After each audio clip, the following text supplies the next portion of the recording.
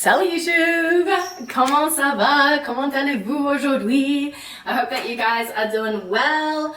I am about to jump into this video which is all about things that I love, j'adore about French people. Why? Because I've just come back from 3 months in France with my French husband. As you know, I used to live in France for 6 years, back in New Zealand now, but just went back for the entire French summer, which was delicious because it means that we completely escaped the winter here in New Zealand. So we get 2 summers this year, which is just winning in my opinion. So I was over there making videos, talking about stuff, sharing some of the culture shocks, and I did one video in particular that was quite like, and it was about things that I just hate about France, about the customer service, about some of the things that were confronted. I won't spoil it, but the things that I confronted while I was over there. So definitely put that on your binge list next. However, today's video is the opposite of that because I got quite a few comments being like, well, I wish you'd talk about the things that you loved and I wish that you'd be a bit more positive. And as I said in that video, I could never hate France, hate the French people. It is part of me, part of my heart. I'm applying to become French, all of that jazz. However, I also think there's some truth to that, and that yes, obviously, like sometimes just because we love something doesn't mean that it is feeling recognized for that. So let's celebrate some of the things that I value and love about French people specifically. Not just France, a country with its food and its beautiful architecture and all that kind of stuff, but French people specifically, so that you Frenchies know how much I love you. Now obviously something that I want to speak about in this video is the French language, the beauty of the French language, the fact that French people speak French. I know you didn't necessarily do anything to make that happen, but what a language. It is such a pleasure to be around. It can be sassy, it can be complainy, it can be romantic, it can be a lot of things, but I really do love the French language. And so before I jump into the other points, I wanted to shout out the language school that I personally used to learn French. I've asked them to partner on today's video so I can give you some deals, some discounts and some fun stuff. And their name is Lingoda. So if you haven't heard of Lingoda, it is an online language school founded in Germany. And I use them to take my French level from A2, a shy, awkward beginner, all the way to C1. So a lot more confidence, a lot more fluency. And they really worked for me because they're fully online. So you can take classes whenever, wherever, 24/7 with native qualified professors. It made my life so much easier when I was studying my master's degree, also working, all of that jazz. And I really looked forward to the lessons themselves because you actually get to choose your classes out of a sort of roadmap of a curriculum that allows you to move towards your next level. You get access to the materials, you can download them, and you share the class with just 3 to 5 people max in a group class. So it's just really, really well done. And Lingoda do this epic thing, you might have heard about it. It's called the Lingoda Sprint. Quite a few of my subscribers have done it and have had so much fun. But essentially it's a language learning challenge. It's very intensive. It's all about consistency, rituals and habits. And it's a challenge that says, if you take 60 classes per month for 2 months of your chosen language, we will refund you 100% cashback, as long as you show up to the classes, attend them, and get them done. They also have a lighter version, which is 30 classes per month for 2 months of your chosen language, and you still would get a 50% cashback. In both of these models, you could get language learning for free, and it could be French, English, business English, Spanish, or German as well. If you're curious, definitely check them out using my link. It's going to give you a special discount code, NOTEVENSPRINT, and it will give you 20 euros or 25 US dollars or the equivalent off your registration fee, which of course is part of the investment that will get refunded to you if you complete the sprint. Honestly, I couldn't praise Lingoda enough. I had so much fun and I hope that you enjoy it as well. Go check it out if you're looking for some more confidence in French. Okay, so aside from the beautiful language, the next thing that I love about French people is how seriously they take food. Food is life in France, and I'm talking about the whole thing, like the food itself, the quality of the ingredients, everything, you know, ideally is bio, like anti-pesticides, everything, like there's that whole movement, yes. But it's the ritual around food. It's the time that they take to eat and enjoy the meal and sit down at the table as a family. Like even today, sometimes like we might make some homemade pizza and watch it in front of the TV here in the lounge on the coffee table, and Neil still feels like quite naughty, like, oh, is it special? But, you know, because we're not sitting up at the table. It really is ingrained. It's such a beautiful moment because you do spend so much time together. And it's true that at the beginning of my stay, I would get a little bit frustrated because I was still working, and I'd be like, gosh, by the time we've prepared food, eaten food, talked about our last meal while we're eating the current food. You know, it takes up a big chunk of my day to sit down breakfast, lunch, and dinner as a family and like, okay, 6 hours just spent around food. I've got stuff to do. But of course I melted back into it and started to really look forward to those moments. A couple of things I want to shout out about French people and their food. French people, I love that you eat sweet breakfast. I love that it's, you know, jams and fruit and yogurts with a bit of sugar or confiture or like whatever. I love that breakfast is sweet because, you know, where I'm from in Australia, New Zealand, an ideal breakfast would be like an avocado or an egg on whole grain toast. Like it's very much more savory, maybe a bit of bacon. And so I love the sweet breakfast because you can totally justify having chocolate for breakfast, which is delicious. And also French people, so cute, obsessed with yogurt. I've never seen a culture or country so obsessed with yogurt. It's such a go-to dessert because you need to have a dessert at the end of lunch and dinner. The go-to is often yogurt, but it's like often plain yogurt because you have to be able to control how much sugar you put in, of course. But I was thinking about it with Niels. He often would have a yogurt at breakfast, after lunch and after dinner as well. Maybe sometimes a fruit or whatever, another dessert, but often a yogurt. And then sometimes, because he doesn't actually like cheese that much, I know we should totally strip him from his French nationality, he would also have a yogurt while we were all eating the cheese course, which means I was like, wow, you could eat up to 28 yogurts a week. That's crazy. All right, very much linked to this vibe around community and mealtime. Something that I really appreciate about the French is that regular socializing and in-person contact and community and having that apéro after work, even if you're in a big city, all of these things are very important. There's something around socialization and community that the French really do hold dear. And I think that value is something that's sort of getting lost a little bit in translation. And of course, this is like, you know, generalization, but I do find in general French people less on social media. They've all got their fake names and their pseudonyms on Facebook and Instagram. You can't find them anyway, but I do find them less on it and scrolly and addicted to it. Like that's very much like more so present in the day-to-day, more so present in the real world. Of course this might be changing, but that's the general impression I have. It's actually a really significant part of the French nationality. They ask you to what extent you are integrated in community, you are upholding these social values, and you are connected to other French people, to French culture and so on. It's very, very important to even become French. Something else I love about French people is that they are like built-in weather reporters. So like we're all experiencing the same weather, right, in real time, and they'll commentate it to you. So they're like, oh, il fait froid, it's getting cold. Ah là, il est plus de vent quand même. Like, yeah, it's a little bit more windy now.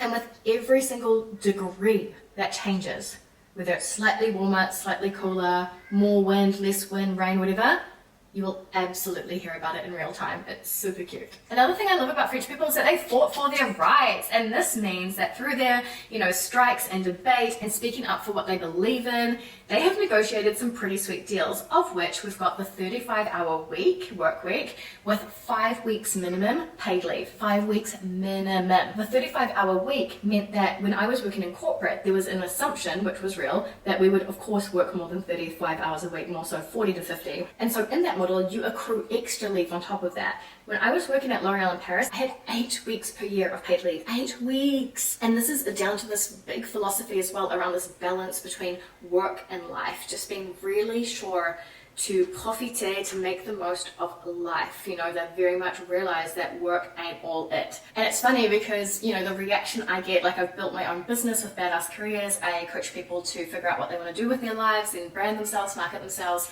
and get amazing career opportunities. And it's so cool, and I've been on a wild trajectory over the past few years. And a lot of people are very impressed with that, and they're saying, yeah, of course, you know, like in those first few years, you've got to hustle, you've got to grind, you've got to do what you've got to do to build the foundations of your business and make sure it works. Whereas over in France, it was like, oh, Rosie works a lot now. And I'd be like, oh, you know, I'm building a dream, I'm making an impact, I'm changing people's lives. And they're like, okay, but it's 7 p.m. So, like, they just don't care. For them, you can't be successful just in your career. You're successful if you have balance. And back to the balance point, which I really love, they've also got this concept of life hygiene, and they mention it a lot about having a hygienic life. And one of the kind of rules around that is you don't use your phones and laptops and stuff in the bed. You don't take your work into the bedroom, a place where you're meant to rest. And likewise, another life hygiene rule, for example, would be that you don't eat in the bedroom, because you don't eat where you're meant to rest. So I can just imagine them looking at like teenage Rosie when I was growing up, like playing Sims 4 on my laptop, eating cookies in the bed. Another thing that I love about French people, this is very cute, is that as soon as you get somewhere together, you arrive at a destination, maybe you're on a weekend away, maybe you travel somewhere, the first thing they want to do is faire un tour. They want to have a walk around. And it's this funny little ritual. It's like, you know, when you go on a weekend away or a vacation, you might expect to just be able to like sit down and lay by the pool and rest. French people are like a little bit agitated. It's like, we need to faire un tour. We cannot relax until we have done this bloody tour. And so you'll do a tour, a little like look-see around and get your bearings a little bit. The French, this is another cute thing, they're also very into like bearings and where they are. They'll be very much like, and then the mountains must be over this way in the northeast, and then if we go this way it must be this, this and this, and it's very much like trying to figure out where are we in relation to location and geography and what's our general geographic situation here. So I think when they go out to faire un tour, yes, it's to get into nature, it's to ground, but it's also sort of to like localize and get your bearings. Another thing that I love about French people is how great it is to converse with them. This is because I find often, I mean, at least in more newer sort of Anglo-Saxon countries, we spend a lot of our time speaking about ourselves, what's going on for us, personal things, and speaking about other people that we know and sharing updates and stories and that kind of thing. That's not a bad thing, but it's very us-centric, right? It's a very narrow view of the world.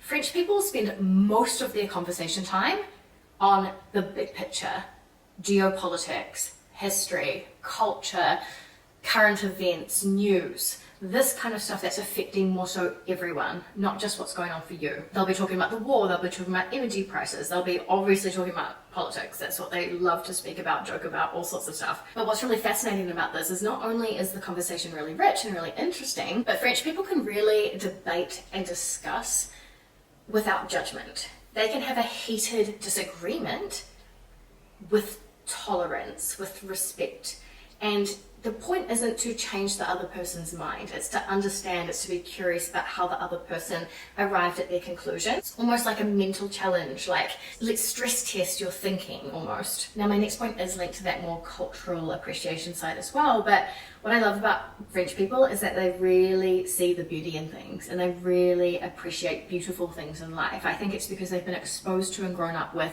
art and culture and museums and music and that kind of world. They've got this almost intrinsic belief is that like money means nothing if you're not cultured. Like being cultured is success. Like new money is great, but that's not success. Success is definitely more so understanding, relating, and being able to hold culture.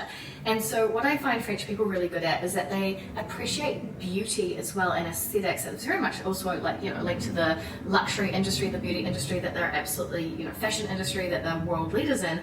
But there's something that the French do really well in being able to see, appreciate, and understand beauty and understand art. And this can be the tiniest things. It could be a flower, it could be a little decoration on a building, it could be anything, but it's the ability to be like, oh, ça c'est beau ça, oh, c'est joli ça, like really draw out like, wow, that's really beautiful all the time at the smallest things. And I love being around that energy. I mean, to be fair, we're talking about a country where even when you go to see the doctor, you're going into a beautiful like 18th century apartment with 300-year-old flooring. So I mean, they've got a lot to appreciate. Another thing that I really appreciate about French people is their audacity. Like I have never seen this in another culture.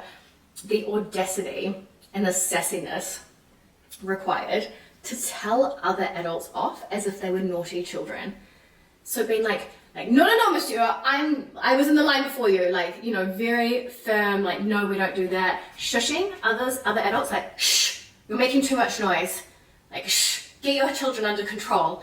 Like, telling other adults off, and like, I would never do this, but I'm also just like, go you. Another thing I love about French people is that they can be adults and unashamedly go for naps. La sieste. I find this amazing. Just this acknowledgement that after lunch, you might just need a wee nap.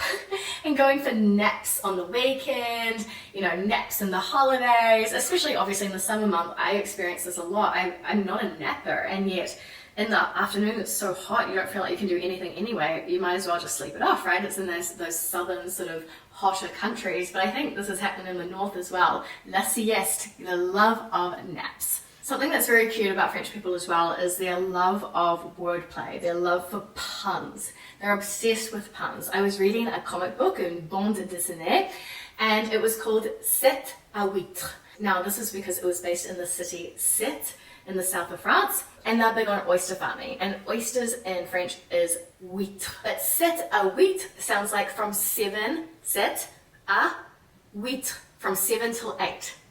So you could give a time and be like sept à huître, but in this case it was spelled sept, like the village, à huître, like oysters. And you see this all the time, plays on words and people's names, in jokes, multi-layers. Like I always have French people be like, I don't know if you would have fully gotten that, Rosie, because this also means this in French, and then this also means this, this, and this, and then when you put them together it can also mean this, this, and this, and that's why it was funny. And I'm like, got it.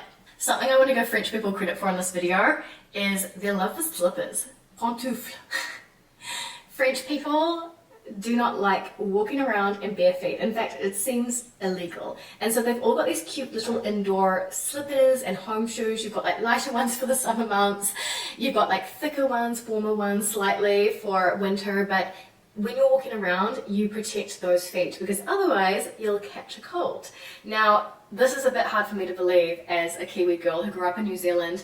Literally, like, I'm like, did we have shoes? Like, New Zealand is such a barefoot country. You even see people, adults, going to the supermarket, running to the dairy or whatever in bare feet like now. So I'll just be walking around these houses like I'm sweet, like all good. I'm walking around my bare feet and like, no, Rosie, put some slippers on, you're gonna catch a cold. Something I would also love to mention about French people is I find your pet names, your nicknames, your petit nom de mort so cute. I just find them so sweet and generous. And it's often with parents to their children as well. They're always calling them like mon loulou, mon chouchou, mon amour, mon ange, mon chéri, and it's so sweet. And you do that as well in romantic relationships too. And so it's not for a special reason or occasion or anything like that. It's just like this openness to always be calling people my love, my angel, my little cabbage, whatever it is, just so openly and naturally, and I find it really sweet and affectionate. And then the final thing that I'd love to appreciate about French people, today at least, I mean I have a whole nother list I could do, I'm sure, but really the French aesthetic when it comes to beauty. So I really appreciate that there's a sentiment that aging isn't the worst thing that could happen to you, around aging gracefully, and there's a lot less dramatic cosmetic surgery. Now I'm not saying that French women and men aren't getting Botox and stuff like that, of course they are, but it's always very, very subtle. The beauty, whether it's the nails, the makeup, the hair, it's clean, it's simple, it's subtle, and therefore there's a focus on your natural features and just playing with your strengths. And they would rather, I feel, invest in like high quality skincare than try to, you know, get a facelift. And maybe if they don't have the boobs that they love, they'll draw attention somehow in the outfits they wear and high-waisted pants or whatever to their butt, right? It's always about playing to your strengths and focusing on what you do have rather than always trying to fix what you don't have. And underlying that, I do feel a general impression of more acceptance of self, more self-worth, and slightly more confidence as well within the French population. There's definitely less self-deprecation or more public, let's say, beating themselves up. And all of this comes together to just have people who are okay with what they've got and will highlight what they want to highlight,